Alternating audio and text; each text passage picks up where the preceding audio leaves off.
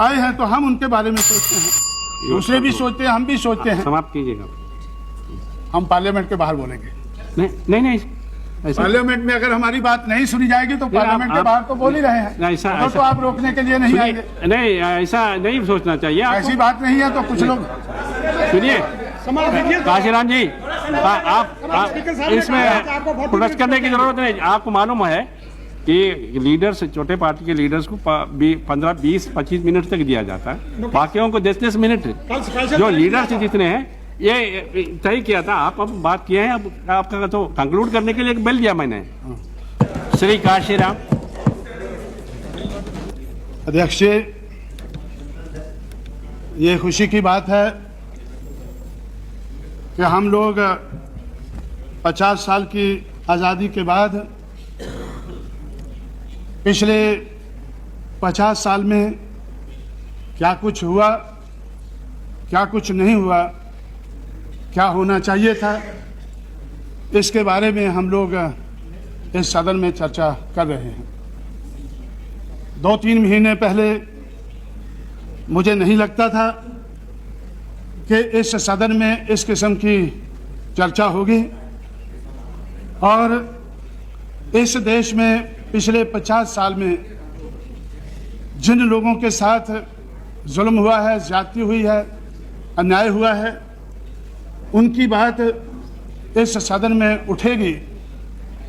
इसलिए मैंने 15 अगस्त से अपनी पार्टी की तरफ से प्रोग्राम बनाया था कि अगर इस सदन में चर्चा नहीं होती है या इस देश के हुक्मरान इस किस्म की चर्चा नहीं करना चाहते हैं तो पिछले 50 साल में जिनका नुकसान हुआ है उनको इसके बारे में सोच विचार करना चाहिए। इसलिए हम लोगों ने 15 अगस्त से कन्याकुमारी से कोहिमा, कारगिल, पुरी, पोरबंदर, देश के 5 कोने हैं, 5 कोनों से हम लोगों ने अवेयरनेस ड्राइव शुरू किया है। लेकिन खुशी की बात है कि अब इस संसद में भी, इस सदन में भी इसके बारे में चर्चा हो रही है और मुझे भी कुछ कहने का मौका मिल रहा है। मैं समझता हूं कि ये स्पेशल सेशन है, इसलिए इसमें जिस मकसद के लिए स्पेशल सेशन बनाया गया है उसके बारे में अगर ज़्यादा चर्चा हो तो ज़्यादा अच्छा है। जो ऑर्डिनरी सेशन हैं, जो हमेशा लोकसभा के सेशन होते हैं, अगर उस किस्म का डिस्कशन हम इन 4 दिनों में करेंगे तो मैं समझता हूं कि हम जो पिछले 50 साल में देश के लिए कोई खास एजेंडा नहीं बना पाए, आने वाले समय में भी शायद नहीं बना पाएंगे। मेरा अनुमान है कि पिछले 50 साल में बहुत शुभ कामनाओं हमने देखी हैं। हमारे देश का संविधान बना, कॉन्स्टिट्यूशन बना, तो कॉन्स्टिट्यूशन का प्रीएम्बल शुभ कामनाओं से भरा पड़ा है। प्रीएम्बल से, कॉन्स्टिट्यूशन के प्रीएम्बल से शुभ कामनाएं शुरू हो जाती हैं। उसके बाद 45 साल, 50 साल में से कांग्रेस पार्टी ने रूल किया तो उनकी तरफ से भी शुभ कामनाओं की कोई कमी नहीं रही है। उनके जो रेजोल्यूशन हैं वो भी हमें बहुत अच्छे लगते हैं। उन्होंने जो प्लान बनाए हैं वो भी ठीक लगते हैं, प्रोग्राम बनाए हैं वो भी ठीक लगते हैं, लेकिन जो इम्प्लीमेंटेशन हुआ है वो सही नहीं हुआ है। उसके कारण कांग्रेस भी आज मुश्किल में नज़र आती है। कांग्रेस के अलावा हम लोगों ने दूसरी पार्टियां भी देखी हैं। इस देश के दबे कुचले लोगों ने हर किस्म की पार्टी आजमाई है, अगर देश में नहीं तो प्रदेशों में तो ज़रूर आजमाई है। उस आजमाइश के आधार पर हम लोग ये कह सकते हैं कि हर पार्टी की तरफ से शुभ कामनाएं तो बहुत हुई हैं, रेजोल्यूशन भी अच्छे पास हुए हैं और हर पार्टी की तरफ से बातें भी अच्छी हुई हैं, लेकिन काम जो होना चाहिए था वो नहीं हुआ है। इसका क्या कारण है?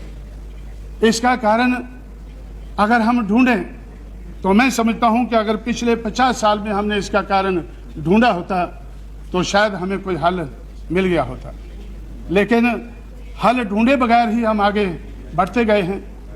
और मेरा ऐसा ख्याल है कि पिछले 50 साल में हमारे देश में अंग्रेज़ों के राज में जो कल्चरल रिवोल्ट देश के कोने कोने में उभर रहा था, इस देश की समाज व्यवस्था, अर्थव्यवस्था के बारे में जो रिवोल्ट देश के कोने कोने में हमें नज़र आ रहा था, तो उस रिवोल्ट के बारे में हमने नहीं सोचा, उसके ऊपर हमने गौर नहीं किया। उसके ऊपर गौर करने की बजाय उसको दबाने की कोशिश की गई। पिछले 50 साल में उस कल्चरल रिवोल्ट को दबाने की कोशिश की गई और आज हम उसका नतीजा भुगत रहे हैं। आज हमारे सामने उसका नतीजा है। महाराष्ट्र में 1848 से कल्चरल रिवोल्ट शुरू हुआ, 1956 तक 108 साल लगातार ये कल्चरल रिवोल्ट चलता रहा। 1848 से 1891 तक महात्मा ज्योतिराव फुले की देखरेख में, 1892 से 1922 तक छत्रपति शाहू महाराज की देखरेख में, 1922 से 1956 तक बाबा साहब अम्बेडकर की देखरेख में ये रिवोल्ट, ये विद्रोह, ये रिवोल्ट की भावना हमें महाराष्ट्र में नज़र आई। और मैं समझता हूँ कि अगर हमने उसका नोट लिया होता तो हम नोट लेकर कोई हल ढूंढ सकते थे। जिन लोगों के लिए महाराष्ट्र में आवाज़ उठती थी, उन लोगों की आवाज़ बंद करने से पिछले 50 साल में हमारा बहुत नुकसान हुआ है। इसी तरह से हम दक्षिण भारत में देखते हैं कि पेरियार रामास्वामी नायकर ने जो 1924 में कांग्रेस के तमिलनाडु के अध्यक्ष थे, जब उन्होंने वैकम सत्याग्रह में हिस्सा लेने का फैसला किया तो गांधी जी ने उनसे कहा, उनको सलाह दी कि ये कांग्रेस का एजेंडा नहीं है। छुआछूत के खिलाफ, अनटचेबिलिटी के खिलाफ या सामाजिक दिशा में इस किस्म का रिवोल्ट करना ये कांग्रेस का एजेंडा नहीं है, इसलिए आपको नहीं करना चाहिए। तो उन्होंने इसके ऊपर गौर किया। कांग्रेस छोड़कर उन्होंने सेल्फ रिस्पेक्ट मूवमेंट शुरू की। 1925 में सेल्फ रिस्पेक्ट मूवमेंट शुरू की और वो सेल्फ रिस्पेक्ट मूवमेंट के कारण कांग्रेस आज तमिलनाडु में भी आज पीछे जा रही है। और इसी तरह से हम बंगाल में देखते हैं कि पिछले 17-18 साल से कम्युनिस्टों का राज है, उससे पहले 20 साल से राज है और उससे पहले कांग्रेस का उधर राज रहा है। लेकिन बंगाल में भी जो 19वीं सेंचुरी में चंडालों का रिवोल्ट था, उसका नोट अंग्रेज़ों ने लिया, लेकिन हमारी सरकार ने नहीं लिया है। पिछले 50 साल से उसका नोट हमारी सरकार ने नहीं लिया है। जो चंडाल, वो उनके साथ जो अन्याय होता था, उनके साथ जो मुश्किलें थी उनके बारे में वो अंग्रेज़ों के सामने रखते थे। अंग्रेज़ उनका कुछ ना कुछ हल ढूंढते थे। और जो 1891 तक सेंसस में चंडाल का नाम हमें नज़र आता है, उन्होंने अंग्रेज़ों से रिक्वेस्ट किया कि चंडाल का नाम हमसे हटाया जाए, हमें नमः शूद्रा करके लिखा जाए। अंग्रेज़ों ने उनकी बात मानी और 1901 से चंडाल की बजाय नमः शूद्रा उनका नाम आज हम जानते हैं। और उसके बाद 1946 तक उन नमः शूद्रा लोगों की जो विद्रोह था, उनका जो रिवोल्ट था और इस देश की जो समाज व्यवस्था, अर्थव्यवस्था के खिलाफ जो विद्रोह था, तो 1946 तक हमें नज़र आता है। 1947 के बाद हमें नज़र नहीं आता है। इसी तरह से देश के कोने कोने में इस किस्म का रिवोल्ट 1947 तक हुआ, लेकिन 1947 के बाद वो रिवोल्ट हमें नज़र नहीं आया। वो बात कहने वाले लोग को डिस्करेज किया गया। बाबा साहब अम्बेडकर को चुनकर नहीं आना चाहिए, कॉन्स्टिट्यूएंट असेंबली में नहीं पहुंचना चाहिए, उसके लिए भी प्रबंध किया गया। तो बाबा साहब अम्बेडकर को बम्बे से जाकर और कलकत्ता क्रॉस करके जयसुर और खुलना से उनको चुनकर कॉन्स्टिट्यूएंट असेंबली में आना पड़ा। जयसुर और खुलना से जब चंडालों ने उनको चुनकर भेजा कॉन्स्टिट्यूएंट असेंबली में, तो भाई उसका जो प्लीज नमः शूद्रा अभी आज हम कहते हैं उनको, कोई बात नहीं, अगर चंडाल नहीं कहते हैं तो जो चंडालिका है, जो टैगोर ने चंडालिका लिखी है, उसको भी कंडेम करो। टैगोर की कहानी है चंडालिका, तो उससे हमें कुछ पता चलता है उस जमाने के इतिहास के बारे में। तो आज काशीराम जी, अगर आप इधर एड्रेस करके सब्जेक्ट में बोलिए, उनके देखे मत फिर यहाँ नहीं, मुझे तो उनका होगा। नोट लेना चाहिए। अगर उन लोगों ने नोट नहीं लिया है हमारा, तो हमें तो दूसरों का नोट लेना चाहिए। अगर हम कोई बुरी बात कह रहे हैं तो हमें नहीं कहना चाहिए। तो इसलिए तो मैं समझता हूं कि इस किस्म का जो विद्रोह है, इस किस्म का जो रिवोल्ट है, अगर हमने उसका नोट लिया होता तो हम उसके हल ढूंढ सकते थे, लेकिन हमने इस किस्म के हल ढूंढना जरूरी नहीं समझा। कब तक जरूरी नहीं समझा? जब तक किसी की कुर्सी हिलने नहीं लगी। जब तक किसी की कुर्सी नहीं हिलने लगी तो तब तक उन्होंने जरूरी नहीं समझा कि इस रिवोल्ट का हमें नोट लेना चाहिए। आज हम लोग उठकर कुछ कुर्सी हिलाने की कोशिश में लगे हुए हैं तो लोग उसका नोट लेने लगे। और मुझे नहीं लगता था कि मुझे इस सदन में कुछ ज़्यादा समय मिलेगा या लोग मेरी बात को ध्यान से सुनेंगे, लेकिन मेरी बात कड़वी होने के बावजूद भी हमारे जो सदस्यगण है वो सुन रहे हैं।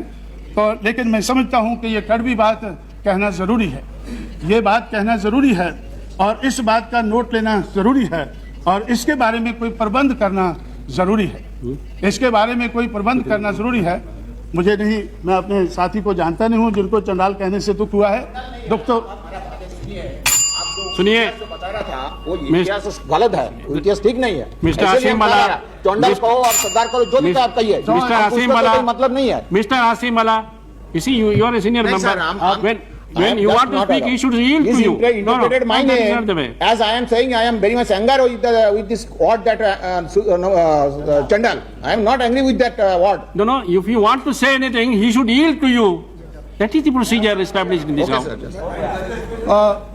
इसलिए मैं ये कहना चाहता हूँ, मेरा ऐसा ख्याल है कि अगर हमने उस वक़्त जो बातें कही गई है अंग्रेज़ों के ज़माने में, अगर उन बातों का हमने बाद में भी उसका नोट लिया होता, मैं कहना चाहता हूँ गांधी जी ने जो कहा था कि 1924 में कि अनटचेबिलिटी हमारा एजेंडा नहीं है, तो उसके बाद जो अनटचेबल्स की हालत को सुधारने के लिए जो कोशिश करनी चाहिए थी, तो अगर वो बात के ऊपर When you get Mr. Panigrahi, when you get the chance, you can say, why are you disturbing him?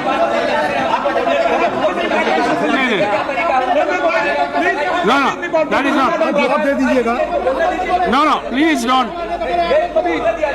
May I request all of you? You see, you should have tolerance. आज No, you are not. Gandhi ji का अपना education था। नहीं, you see, क्या बात है? you can't. बोलो ना, जितना time You can't interrupt Mr. Panigrahi. I am prepared to read, I am prepared to hear. What is there? But ये जो बात है, discussion है, conduct होता है। Please, please continue. हिंदुस्तान पदयात्रा किया था पूरी से शुरू करके, ये क्या बात है? बंगाल से Please. Now you conclude, Mr. 8 सीटें रिजर्व हैं शेड्यूल कास्ट के लिए। बंगाल से 8 सीटें रिजर्व हैं शेड्यूल कास्ट के लिए। उन सीटों पर कोई दूसरा आदमी चुनकर नहीं आ सकता है, यह हम सब जानते हैं। लेकिन जब बंगाल के बारे में हम इधर सुनते हैं, या तो हमें चैटर्जी बोलते नजर आते हैं, या फिर कोई और मुखर्जी हैं, अपनी ममता जी हैं, ये बोलती हैं, या फिर अभी ये साथी हैं मेरे खिलाफ भी बंगाल से हैं, तो हैं बंगाल से हैं, तो इनको हमें कभी ज़्यादा, जो 8 लोग जो शेड्यूल कास्ट के हैं, वो शेड्यूल कास्ट के बारे में बोलते हुए हमें कभी बंगाल से नजर नहीं आए हैं जी। चलो कोई बात नहीं है। तो आज मैंने हर रोज़ तो मैं पार्लियामेंट में नहीं आता हूँ, आज आए हैं तो आज वो बोलते हैं, लेकिन उनको अपने इतिहास के बारे में वो बोलते हैं, क्या बोलते हैं श्री कि काशीराम मुझे जी, अपने इतिहास के बारे काशीराम में जी, जानकारी नहीं है। अभी कंक्लूड। तो खैर मैं ये अपनी बात की तरफ आता हूँ कि अगर 1924 के बाद जो गांधी जी ने उस वक़्त कहा था कि ये हमारा एजेंडा नहीं है, अगर हम 1947 के बाद ये एजेंडा बनाया होता और 1947 से पहले 1932 में डॉक्टर अंबेडकर ने तो इन लोगों के लिए, शेड्यूल कास्ट शेड्यूल ट्राइब के लिए सेपरेट इलेक्टोरेट हासिल किया, लेकिन वो भी गांधी जी और कांग्रेस को मंजूर नहीं था, इस देश के लोगों को मंजूर नहीं था। नहीं तो डॉक्टर अंबेडकर का सोचना था कि जो लोग शेड्यूल कास्ट के वोटर से चुनकर आएंगे वो शेड्यूल कास्ट की बात पार्लियामेंट में रखेंगे, असेंबली में रखेंगे, अपने लोगों के हितों की रक्षा करेंगे। लेकिन जो दूसरों के वोट से चुनकर आएंगे तो वो अपने लोगों की बात नहीं रख सकेंगे। तो इस तरह से तो वो 1932 में जो हमें सेपरेट इलेक्टोरेट मिला था वो तो चला गया। 1942 में उन्होंने फिर अंग्रेज़ों से बात की। अंग्रेज़ जो 1942 तक देश का हुक्मरान था, उनसे उन्होंने कहा कि अगर आप हमें सेपरेट इलेक्टोरेट नहीं दिला सकते हैं, हमारे सही रिप्रेजेंटेटिव असेंबली पार्लियामेंट में नहीं भिजवा सकते हैं, तो हमें दूसरे लोग तो सेपरेट मुल्क मांगते हैं, लेकिन हमारे सेपरेट सेटलमेंट हो जाने चाहिए, क्योंकि सोशल के साथ साथ इकोनॉमिक इशू इससे जुड़ा हुआ है। तो इस देश में 1942 में अंग्रेज़ों ने उनकी बात मानी और ऐसे उन्होंने रजामंदी जाहिर की कि जो सेकेंड वर्ल्ड वार है वो ख़त्म होने के बाद हम ये सेपरेट सेटलमेंट का बारे में सोचेंगे और 20 साल के अंदर हम उन लोगों के सेपरेट सेटलमेंट बना देंगे जो लोग खेतों में खेती करके अनाज पैदा करते हैं लेकिन उनके पास खेत नहीं है। 1947 में जो लोग खेतों में खेती करके अनाज पैदा करते थे उनके पास खेत नहीं थे, और आज भी जो लोग खेतों में खेती करके अनाज पैदा करते हैं ऐसे बहुत से लोग हैं। 35% एग्रीकल्चर में काम करने वाले लोग हैं और 32% ऐसे हैं जिनके पास खेत बहुत कम है, मार्जिनल फार्मर हैं। तो ऐसे लगभग 2/3 जो खेतों में खेती करने वाले लोग हैं या तो वो लैंडलेस फार्मर हैं या मार्जिनल फार्मर हैं।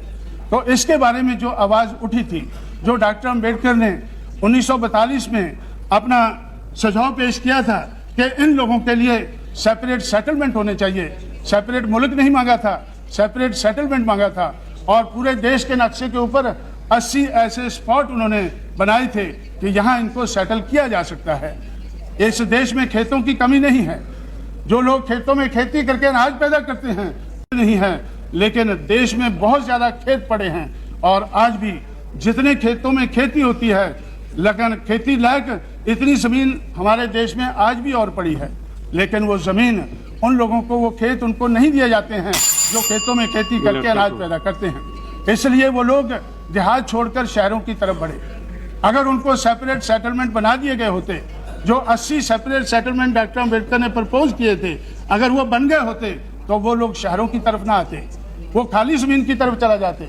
जहाँ पर उनको सेटल किया जाता वहाँ वो खेतों में खेती करके अनाज पैदा करते।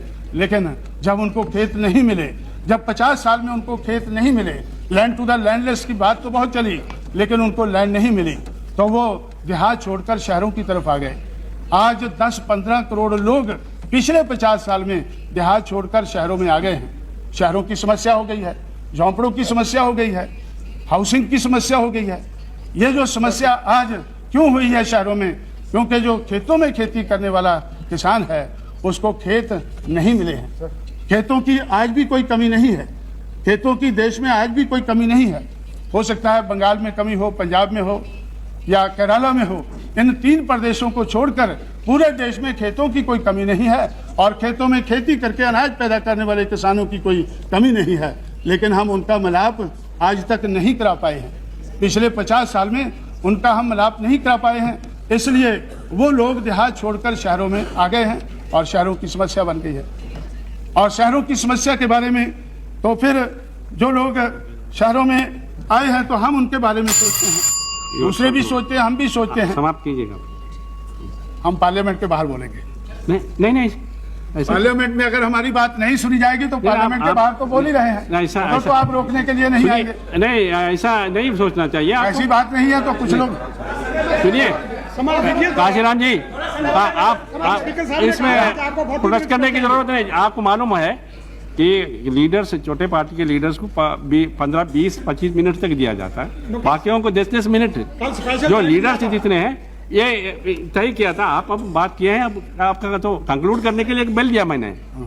नहीं, वो तो ठीक है, लेकिन अगर हमारी बात इस सदन में सुनी नहीं जाएगी तो हमने तो पहले ही प्रबंध बाहर किया हुआ है, पहले ही प्रबंध बाहर किया हुआ है हम इस सदन में प्रबंध कर कर ही पहुंचेंगे। हमें पूरा भरोसा है कि हम आने वाले समय में हम ज़्यादा मेंबर पार्लियामेंट लाने की कोशिश करेंगे, लेकर आएंगे तो फिर हमारी बात सुनी जाएगी। नहीं, अभी भी आपकी बात सुनी जा रही है। नहीं सुनी जा रही है, नहीं सुनी जा रही है, तो इसलिए मैं समझता हूँ, बोलिए ना आप तक। तो इसलिए तो मैं ऐसा समझता हूँ कि ये जो हम आने वाले समय में, आज हम किस लिए स्पेशल सेशन में आए हैं कि अगर हमने 50 साल में कुछ कमियां रही हैं, पिछले साल में हमें कुछ कमजोरियां नजर आती हैं, उनके बारे में गौर करके आने वाला एजेंडा हमें सही बनाना चाहिए। मैं कहना चाहता हूं कि सामाजिक और आर्थिक दृष्टि का ख्याल रखना चाहिए। सामाजिक दिशा में और आर्थिक दिशा में जो इस देश में जो अंग्रेजों के राज में जो रिवोल्ट हुआ है, वो revolt I am here to regulate the time. Please don't interrupt. ठीक है, तो मैं नहीं, please continue. You just leader of the party. तो इसलिए मैं तो आता ही बहुत कम हूँ इधर, और आता हूँ तो बोलता कम हूँ, लेकिन अगर आज बोलने का मौका दे दे तो अच्छा है, अगर नहीं दे दे तो बाहर तो मुझे कोई रोकने वाला नहीं है। अभी तक तो रोकने वाले नहीं है, लेकिन हो सकता है बाहर भी रुकावट हो। अभी आप तो इसलिए तो मैं क्या कर, नहीं, मैं तो अटल जी को भी देख के कह रहा हूँ। अटल जी तो अभी अभी आए हैं। मैं बोलता हूँ कुछ लोगों को, मैं बोलता हूँ कुछ करता हूँ। मेरा जो करना है, बोलना है, तो बहुत से लोग सोचते हैं कि अगर ये भी बंद हो जाए तो अच्छा है। तो इसलिए हाँ, तो मैं अच्छा मैं बोल रहा हूँ, मैं उसी के बारे में बोल रहा हूँ, क्योंकि आज से 6-7 महीने पहले उत्तर प्रदेश के बारे में चर्चा करने के लिए हमारी अटल जी से बातचीत हो रही थी। तो अटल जी ने मुझसे कहा कि भाई आप अभी थोड़ी देर में राष्ट्रपति का चुनाव होने वाला है, अगर आप राष्ट्रपति, हम सोचते हैं कि आपको राष्ट्रपति बनाया जाए, ऐसी कोई पार्टी नहीं जो आपका विरोध करेगी।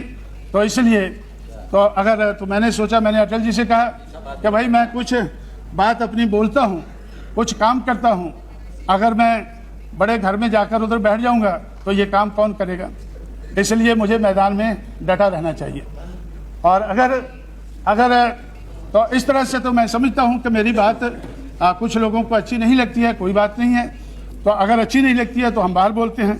और मैं अभी क्या बोल रहा था कि ये जो इस किस्म का जो रिवोल्ट पहले से चल रहा था, तो उस रिवोल्ट के बारे में आज भी बहुत लेट नहीं हुआ, आज भी हमें उसके बारे में सोच लेना चाहिए, समझना चाहिए, और सोच कर समझ कर ही आगे का प्लान बनाना चाहिए। उस बात को सोच समझ कर अगर प्लान बनाते हैं तो कोई लाभ होता है, अगर बगैर सोचे समझे बनाते हैं तो कोई लाभ नहीं होता है। 1990 में सेंट्रल गवर्नमेंट ने, जब डॉक्टर अम्बेडकर की सेंटेनरी सेलिब्रेशन मना रहे थे, तो 1990 में सेंट्रल गवर्नमेंट ने अम्बेडकर ग्राम विकास योजना बनाई, हमने नहीं बनाई। तो सेंट्रल गवर्नमेंट ने अम्बेडकर ग्राम विकास योजना बनाई, लेकिन क्या आज उत्तर प्रदेश में जो बीएसपी की सरकार है, उसके अलावा किसी प्रदेश में क्या वो योजना चल रही है? मेरे नोटिस में नहीं है। सारे सांसद इधर देश के कोने कोने से इधर आए हैं, तो सबको मालूम होगा कि उत्तर प्रदेश में सिर्फ बीएसपी की सरकार अम्बेडकर ग्राम विकास योजना को लागू कर रही है। उसके अलावा पूरे देश में उसके अलावा आज तो कोई बात नहीं, आज तो मुलायम सिंह जी नहीं है, जब वो होंगे तो फिर देखा जाएगा, फिर उनसे रिक्वेस्ट करेंगे कि वो चलाएं। तो इसलिए तो ये अम्बेडकर ग्राम विकास योजना क्यों बनाई गई? अगर उसको लागू नहीं करना था, अगर देशवासियों को उसको लागू नहीं करना था, तो उसको बनाने की कोई ज़रूरत नहीं थी। इसी तरह से इसी सदन में या इसी गवर्नमेंट ने सेंट्रल की तरफ से तो एक schedule caste schedule tribe prevention of atrocities act तो सेंट्रल गवर्नमेंट ने बनाया। इसी सदन में ये एक्ट पास हुआ, prevention of atrocities on schedule caste schedule tribe. आज उसकी बहुत चर्चा हो रही है। मुझे इस सदन में बोलना था, इसलिए मैंने उत्तर प्रदेश की गवर्नमेंट से फैक्ट्स मंगाए हैं कि भाई इसके बारे में तो आप इसके बारे में हमारी सरकार क्या कर रही है, क्योंकि बाहर कई महीनों से चर्चा चल रही है कि ये prevention of atrocities on schedule caste schedule tribe, ये जो एक्ट है ये खत्म होना चाहिए। ये इस सदन ने बनाया है, तो इस सदन को चाहिए कि इसको खत्म करे। अगर इसकी ज़रूरत नहीं है, लेकिन लोग कहते हैं कि हम इसको उत्तर प्रदेश की असेंबली में ख़त्म कर देंगे। इस पार्लियामेंट का बनाया हुआ एक्ट उत्तर प्रदेश की असेंबली में कैसे ख़त्म होगा? ये तो इस पार्लियामेंट को ही ख़त्म करना होगा। अगर प्रिवेंशन ऑफ एट्रोसिटीज एक्ट ज़रूरी नहीं है, जो इस सदन में 1989 में पेश हुआ और 95 में कंप्लीट हुआ, तो अगर ये एक्ट ज़रूरी नहीं है तो इसको, इस सदन को चाहिए कि इसको ख़त्म करना चाहिए। अगर ये इसका मिसयूज़ होता है, अगर कोई भी एक्ट बनाते हैं अगर उसका मिसयूज़ होता है तो मिसयूज़ को भी रोकना चाहिए। मैंने फैक्ट्स मंगाए हैं कि भाई उत्तर प्रदेश की सरकार में तो क्या फैक्ट्स हैं, जब से उधर बहुजन समाज पार्टी की सरकार आई है तो इस एक्ट के खिलाफ बहुत आवाज़ उठ रही है। तो मैंने फैक्ट्स मंगाए हैं। तो पिछले 3-4 महीने में जब से बीएसपी की सरकार आई है, उसी समय में जो पहले सरकारें रही हैं, तो उसमें जो फिगर्स हैं कि हमारे समय में, बीएसपी की सरकार के समय में 1611 केसेस इस एक्ट के तहत दर्ज हुए हैं, 1611। लेकिन उससे पहले जो सेंटर का रूल था, तो सेंटर के रूल में इसी समय में 1737 दर्ज हुए हैं। उससे पहले इन्होंने बताया हमारे साथी ने कि मुलायम सिंह जी का रूल था। उसी समय में जब मुलायम सिंह जी का रूल था तो उसमें 2767 तो जो केसेस हैं वो दर्ज हुए हैं। अगर इस किस्म के केसेस दर्ज हुए, इसी तरह से हमारे इधर साथी इधर एक नहीं है, उन्होंने मुझसे कहा कि भाई हमारे खिलाफ ये एक्ट लगा हुआ है, तो मायावती को कहकर इसको रफा दफा कराएं। अटल जी को भी उन्होंने बोला, कनौजिया जी हैं मेंबर पार्लियामेंट, मैंने उनसे कहा कि भाई मायावती ने यह एक्ट लगा दिया है, किसने लगाया है? वो कहने लगे कि वो तो मुलायम सिंह जी के ज़माने में लगा था, लेकिन आपको चाहिए कि उसको रफा दफा कर दें। इसलिए मैं समझता हूँ कि जो ये एक्ट का मिसयूज़ होता है, तो मिसयूज़ रोकना तो ठीक बात हो सकती है, लेकिन एक्ट को ख़त्म करना अगर ठीक बात है तो इस सदन में ये बात उठनी चाहिए और इस सदन में ये एक्ट को रद्द करना चाहिए।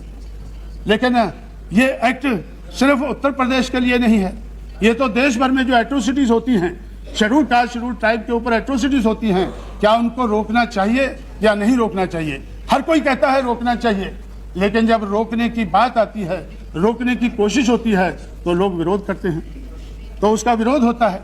तो इसलिए मैं समझता हूं कि इस सदन में ऐसी ही बातें, ऐसा ही हमें एक्ट बनाने चाहिए, ऐसे ही कानून पास करने चाहिए जिनको हम लागू कर सकें।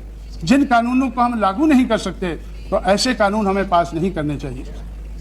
इसीलिए मैं समझता हूं कि डेमोक्रेसी के बारे में बहुत कुछ कहा जाता है कि इस देश में डेमोक्रेसी बहुत बड़ी है, बहुत बड़े अरसे से चल रही है, लेकिन मैं समझता हूं कि इस देश में कोई डेमोक्रेसी नहीं है। इट इज़ एक खेल चल रहा है इस देश में, जिसमें अमीरों के नोटों से गरीबों के वोटों के साथ खिलवाड़ होता है।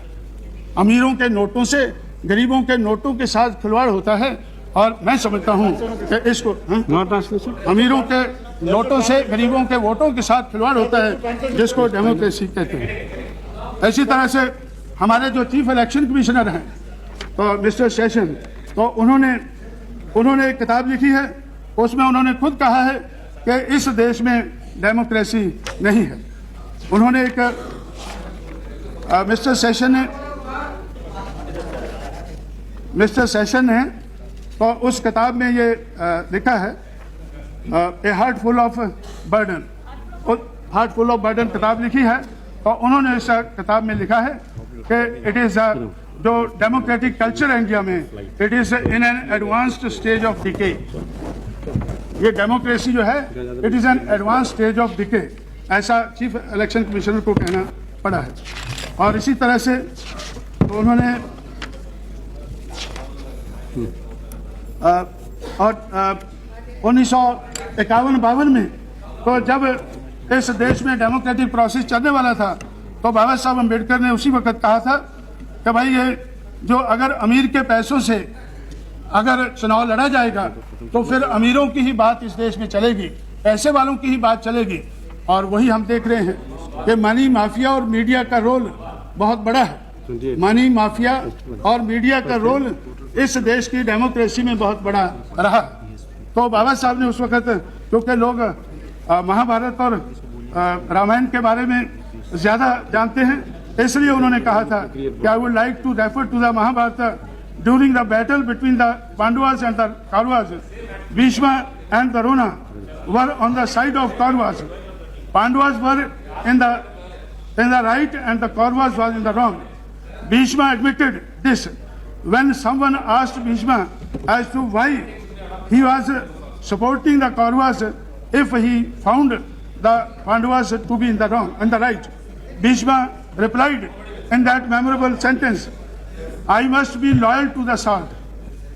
Bhishma ने कहा, I must be loyal to the salt.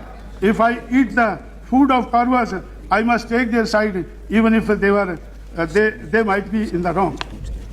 तो उस वक्त से 1951-52 से इस बात के बारे में हमें मालूम है कि अमीर के नोटों से गरीब के वोटों के साथ खेल खेला जाता है और हम इसको लोगों को, दुनिया वालों को बताते हैं कि इस देश में डेमोक्रेसी है। इसलिए तो रिफॉर्म की, इलेक्टोरल रिफॉर्म की बात बहुत चली है। मैंने नोट किया है कि इलेक्टोरल रिफॉर्म के बारे में, अब तो एक मिनट खत्म कर दें, अभी तो आखिरी में बात कह के बैठ जाऊंगा। तो ये भी इस बात का एहसास है। तो इलेक्टोरल रिफॉर्म के बारे में 36 मिनट तो आपने लिया। हम लोगों ने 1972 से ये काम शुरू किया है। 1990 तक तो बहुत कमेटियां उठाई गई हैं। 1972 में रॉ कमेटी बिठाई गई, उसके बाद 1974 में तारकुंडे कमेटी बिठाई गई, उसके बाद में कैबिनेट कमेटियां बहुत सी बैठी 1982 में, और उसके बाद आज तक 14 चीफ इलेक्शन कमिश्नर हमारे देश में हुए हैं। हर इलेक्शन कमिश्नर ने इलेक्टोरल रिफॉर्म के बारे में अपनी रिपोर्ट दी है कि ये होना चाहिए, लेकिन आज तक जो रिफॉर्म की बात हमने कही है वो आज तक हम कर नहीं पाए हैं, क्योंकि हम करना नहीं चाहते हैं। हम ये करना नहीं चाहते हैं। पिछले 50 साल में इलेक्टोरल रिफॉर्म की बात तो बहुत कही गई है, लेकिन हम करना नहीं चाहते हैं, इसलिए हम कर नहीं पाए हैं। तो इसलिए मैं समझता हूँ कि अगर सही मायने में पॉलिटिकल डेमोक्रेसी को रिस्टोर करना है तो हमें ये रिफॉर्म करने होंगे, और political democracy without social and economic democracy ये भी इस देश में आज तक कामयाब नहीं हुई है, आने वाले समय में कामयाब नहीं होगी। इसलिए अगर हम पॉलिटिकल डेमोक्रेसी को कामयाब बनाना चाहते हैं तो हमें सामाजिक और आर्थिक दिशा में जो परिवर्तन चाहिए वो परिवर्तन करने चाहिए। और मैं समझता हूँ अगर 50 साल हमने ये नहीं सोचा है तो 50 साल के बाद ये पूरा साल जब हम सोच रहे हैं, सोचने लगे हैं, तो पूरा साल हमें ये सोचना चाहिए कि क्या कमियां रह गई हैं, उन कमियों को दूर करने का हमें एजेंडा बनाना चाहिए। आने वाले समय का एजेंडा हमारा इस किस्म का होना चाहिए। ऐसी बात कहते हुए मैं आपका शुक्रगुजार हूं कि आपने मुझे ज़्यादा समय दिया। हमारी ममता बनर्जी।